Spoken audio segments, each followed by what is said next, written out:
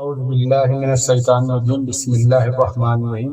السلام علیکم سامعین حضرات، کل سماعت کیے تھے سورہ بقرہ کا دوسرا رکوع، آج انشاءاللہ سماعت کریں گے سورہ بقرہ کا تیسرا رکوع۔ ایک بار درود پاک پڑھ لو۔ اللہم صلی علی سیدنا سیدنا نبینا حبیبنا مولانا محمد بارک وسلم صلاۃ و سلام علیک سیدی یا رسول اللہ صلی اللہ تعالی علیہ وسلم۔ بسم اللہ الرحمن الرحیم، اللہ کے نام سے شروع جو نہایت مہربان رحمت والا۔ فی قلوبہم مرض فزادہم اللہ مرضا وَلَهُمْ عَذَابٌ أَلِيمٌ۔ ان کے دلوں میں بیماری ہے تو اللہ نے ان کی بیماری اور بڑھائی اور ان کے لیے دردناک عذاب۔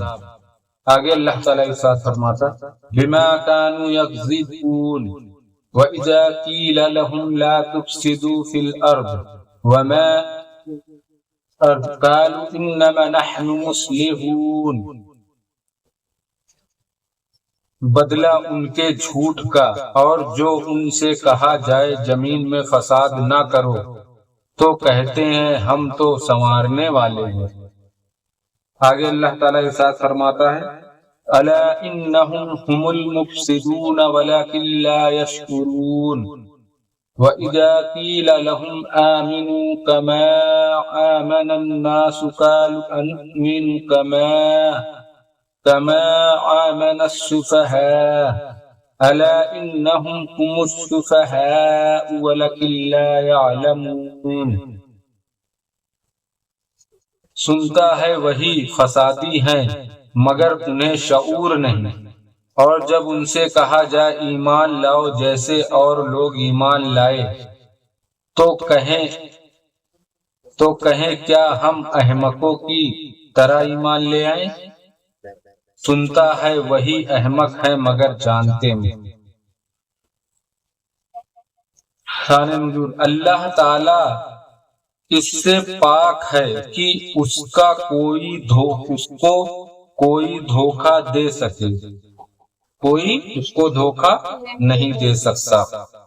وہ اسرار و مخفیات کے جاننے والا ہے، وہ ہر چیز کا جاننے والا ہے۔ مراد یہ ہے کہ منافق اپنے گمان میں خدا کو فریب دینا چاہتے ہیں، مطلب وہ اللہ تعالیٰ کو دھوکہ دینا چاہتے ہیں مگر اللہ کو کوئی دھوکہ نہیں دے سکتا چاہتے ہیں۔ یہ کہ خدا کو فریب دینا یہی ہے کہ رسول علیہ السلام کو دھوکہ دینا چاہے، پیارے آقا صلی اللہ علیہ وسلم کو دھوکہ دینا چاہے، کیونکہ وہ اس کے خلیفہ ہیں اور اللہ تعالیٰ نے اپنے حبیب کو اسرار کا علم عطا فرمایا۔ اللہ تعالیٰ نے اس کا اسرار، ہر چیز کا علم اللہ تعالیٰ نے نبی کریم صلی اللہ علیہ وسلم کو عطا فرمایا۔ وہ جان بھی جاتے ہیں ہر چیز اللہ کی عطا ہوئے علم سے۔ وہ ان منافقین کے چھپے کفر پر مطلع ہیں، نبی کریم صلی اللہ علیہ وسلم جانتے بھی تھے، اور مسلمان ان کے اطلاع دینے سے باخبر تو ان بے دینوں کا فریب نہ خدا پر چلے نہ رسول پر، کسی پر بھی نہیں چلتے، نہ مومنین پر، بلکہ در حقیقت وہ اپنی جانوں کو فریب دے رہے ہیں، وہ خود اپنے جانوں پر ظلم کر رہے ہیں، وہ ایسا سوچ کے۔ مسئلہ اس آیت سے معلوم ہوا کہ تقیہ بڑا عیب ہے، کسی کے بارے میں کچھ سوچ کے رکھنا، اسی کو شاید تقیہ کہتے ہیں۔ جیسے میں تمہارے بارے میں غلط سوچتا رہوں اور تمہارے منہ پہ کچھ اور رہوں، تو یہ تقیہ سوچ۔ جس مذہب کے بنا تقیہ پر ہو وہ باطل ہے۔ تقیہ والے کا حال قابل اعتماد نہیں ہوتا، توبہ نہ قابل اطمینان ہوتی ہے، توبہ جو ہوتی ہے وہ نہ قابل اطمینان ہوتی ہے، اندر سے سکون نہیں ہوتا۔ اس لیے علماء نے فرمایا لا تقبل توبۃ الزندیق، بد عقیدگی کو قلبی مرج فرمایا گیا۔ جو بد عقیدی ہوتی ہے، کچھ مانے کچھ نہ مانے، اسی کو بد عقیدہ بولتے ہیں۔ اس سے معلوم ہوا کہ بد عقیدگی روحانی زندگی کے لیے تباہ کن ہے۔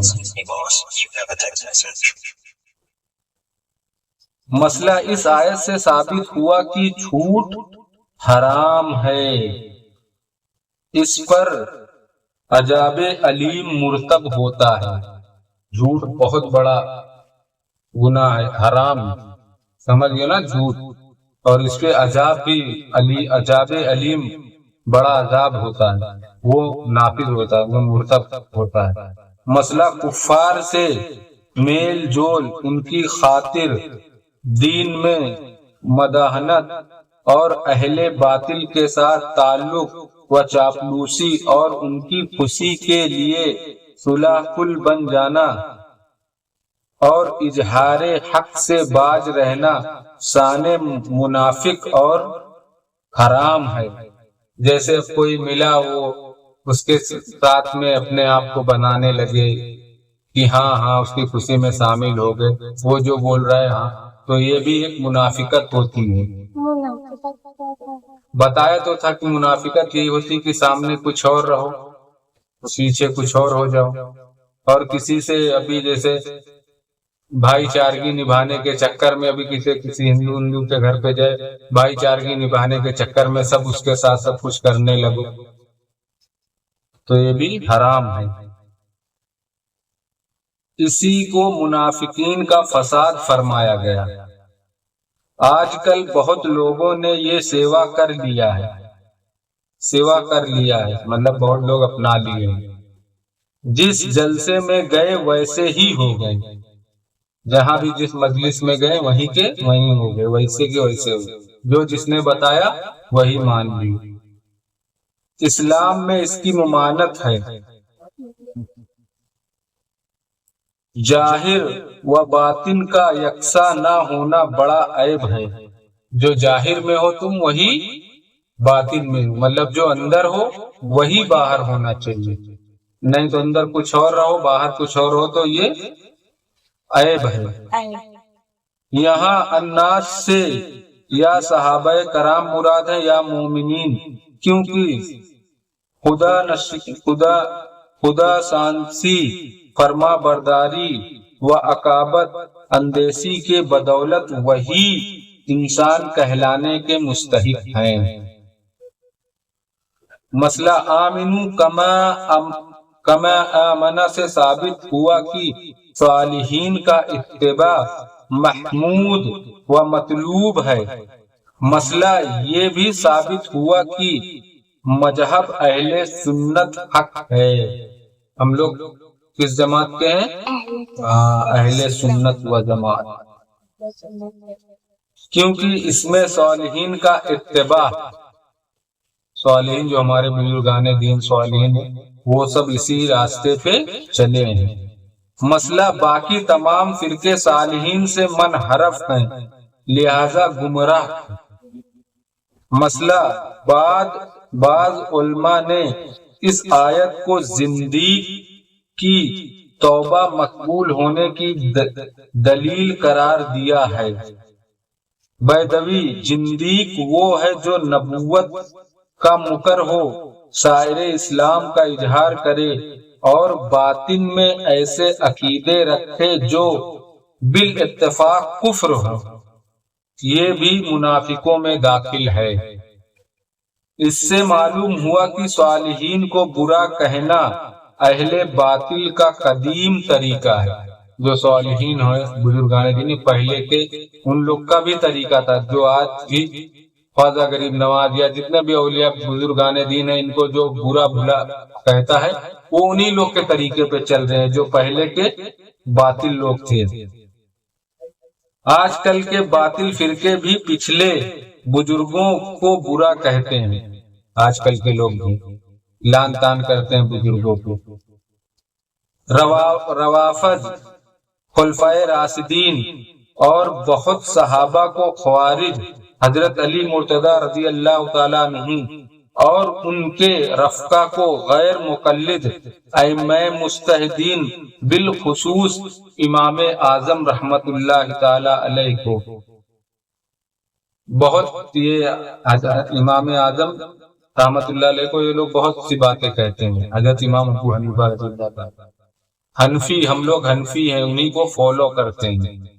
وہ امام ہیں، چار امام مسلک کے، چار امام، امام اعظم، امام ابو حنیفہ ہے، ان کا نام امام اعظم ہے، امام مالک ہیں، امام حنبل ہیں، امام شافعی، چار امام ہیں، اماموں کا نام یاد رکھیں۔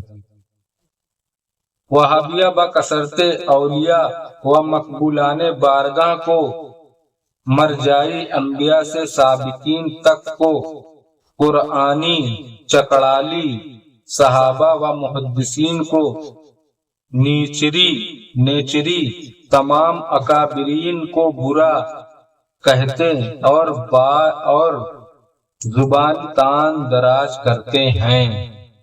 یہ سب لوگ جتنے کا پڑھا، اس آیت سے معلوم ہوا کہ یہ سب گمراہی میں ہیں۔ اس میں دیندار عالموں کے لیے تسلی ہے کہ وہ گمراہوں کی بد زبانیوں سے بہت رنجیدہ نہ ہوں۔ سمجھ لیں کہ یہ اہل باطل کا قدیم دستور ہے۔ پہلے کے لوگ بھی، پہلے کے جو تھے منافقین یا جو ایسے، تو وہ لوگ بھی روافض، وہ لوگ بھی برا بھلا کہتے ہی تھے۔ مدارک، منافقین کی یہ بد زبانی مسلمانوں کے سامنے نہ تھی، ان سے تو یہی کہتے تھے کہ ہم باخلاص مومن ہیں۔ ان سے کیا کہتے تھے؟ کہ ہم بہت اخلاص والے مومن ہیں۔ جیسا کہ اگلی آیت میں ہے، اذا لقوا الذین آمنوا قالوا آمنا۔ یہ تبرہ بازیاں اپنی خاص مجلسوں میں کرتے ہیں، جب ان کے ہی ایک دم سب کیٹیگری کے لوگ رہتے ہیں تو ان کے ساتھ مجلسوں میں یہ تبرہ بازیاں کرتے ہیں، یہ سب باتیں کرتے ہیں۔ اللہ تعالیٰ نے ان کا پردہ فاش کر دیا، مطلب یہ جو پیچھے چھپ چھپ کے سب باتیں کرتے تھے، اللہ تعالیٰ نے وہ ظاہر کر دیا، سب کے سامنے کر دیا کہ یہ لوگ ایسے ہیں منافق۔ اسی طرح آج کل کے گمراہ فرقے مسلمانوں سے اپنے خیالات فاسد کو چھپاتے ہیں، جو ان کے خیالات ہوتے ہیں وہ چھپاتے ہیں، بس سامنے تمہارے خوب میٹھی میٹھی اچھی اچھی باتیں کریں گے، نماز روزے حج زکات یہ سب سمجھائیں گے اسے تمہارے سامنے، مگر جب ان کے اندر، ان کے پیچھے، ان کی کتابوں میں دیکھو گے تو بڑی بڑی سی کیا باتیں لکھیں ان کے بزرگوں نے۔ مگر اللہ تعالیٰ نے ان کی کتابوں اور تحریروں سے ان کے راز فاش کر دیتا ہے۔ وہ جو کتابیں لکھ کے گئے ہیں نا، جب وہ کتابیں پڑھیں گے، وہ کتابیں دیکھیں گے، تب پتہ چلے گا کہ حقیقت میں یہ لوگ کیا۔ مگر اللہ تعالیٰ کہیں نہ کہیں سے ایسے لوگوں کو ان کا پردہ فاش کر ہی دیتا ہے۔ اس آیت سے مسلمانوں کو خبردار کیا جاتا ہے کہ بے دینوں کی فریب کاریوں سے ہوشیار رہیں، دھوکہ نہ کھائیں۔ ایسے لوگوں سے مسلمانوں کو چاہیے کہ ہوشیار رہیں۔ وہ بڑا بڑا جھبا، بڑی بڑی داڑھی، بڑا بڑا کرتا، چھوٹا چھوٹا پیجامہ، یہ دیکھ کے انسان کو وہ نہیں ہو جانا چاہیے کہ ارے یہ تو بہت اولیاء اللہ ہے، یا یہ بہت جھبا کبا دیکھ کے مسلمانوں کو نہیں پھسلنا چاہیے۔ ان کے دل میں کیا ہے وہ جاننے کی کوشش کرنا چاہیے۔ اور جو ہم اہل سنت پر ہیں، اور اللہ تعالی ہم سب کو اہل سنت پر ہی زندہ رکھے اور اہل سنت پر ہی اٹھائے۔ آمین۔ صدق اللہ العظیم۔ انشاءاللہ کل سماعت کریں گے اس کا چوتھا رکوع سورہ بقرہ کا۔ بسم اللہ الرحمن الرحیم، صلی اللہ علیہ نبی الامی وآلہ صلی اللہ علیہ وسلم، صلاۃ و سلام علیکہ سیدی یا رسول اللہ صلی اللہ تعالی علیہ وسلم۔ یا اللہ، یا رحمان، یا رحیم، یا مالک القدوس، یا اللہ ہم نے جو قرآن پاک کی تلاوت کی، اس کو پڑھنے میں کسی قسم کی غلطی، گستاخی، بے ادبی ہو، اپنے رحم و کرم سے معاف عطا فرما، اور ہم سب کو صحیح پڑھنے کی توفیق عطا فرما۔ یا اللہ تفسیر ترجمہ پڑھنے میں بھی کوئی غلطی ہو اسے بھی معاف عطا فرما۔ یا اللہ ہم تیری بارگاہ میں توبہ کرتے ہیں، استغفر اللہ ربی من کل ذنب واتوب الیہ، استغفر اللہ ربی من کل ذنب واتوب الیہ، استغفر اللہ ربی من کل ذنب واتوب الیہ۔ سبحانک ذی العزۃ عما یصفون وسلام علی المرسلین والحمد للہ رب العالمین۔ لا الہ الا اللہ محمد رسول اللہ صلی اللہ تعالی علیہ وسلم۔ السلام علیکم ورحمۃ اللہ تعالی وبرکاتہ۔